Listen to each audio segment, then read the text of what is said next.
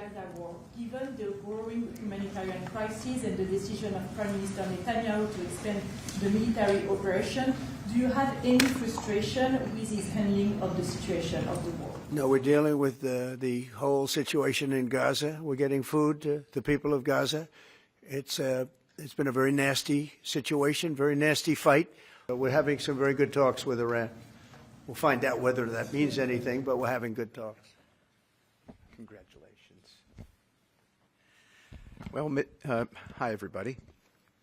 I think that we are on the precipice of sending out a new term sheet that hopefully will be delivered later on today.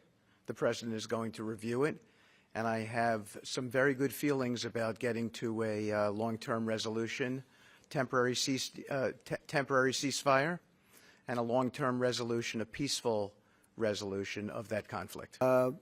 We're doing very well with Iran. I think we're doing very well with Gaza, but we are doing very well with Iran, and I think we're going to see something very sensible, because there are only two outcomes. You know what the two outcomes is: a smart outcome and there's a violent outcome, and I don't think anybody wants to see the second.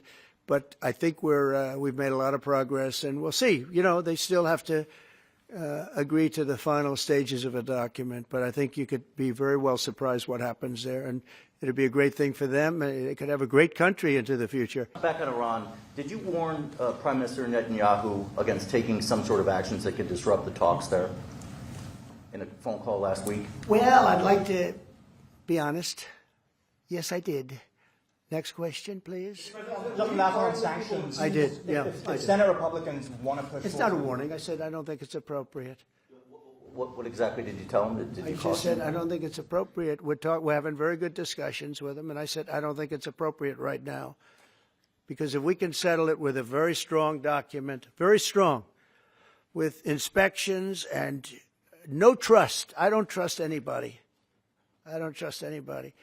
So no trust. I want it very strong, where we can go in with inspectors, we can take whatever we want, we can blow up whatever we want, but nobody getting killed.